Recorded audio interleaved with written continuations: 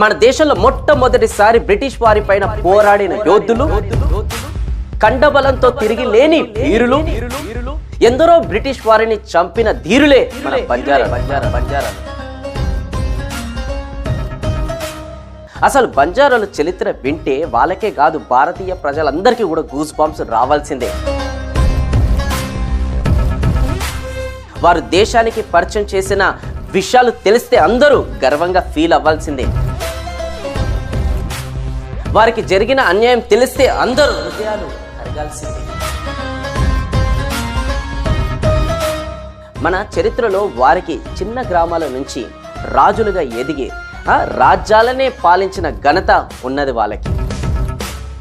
సాక్షాత్తు శ్రీ వెంకటేశ్వర స్వామితో పాచికల గేమ్ ఆడిన ఆతిరామ్ బాబాది కూడా బంజారా కమ్యూనిటీ.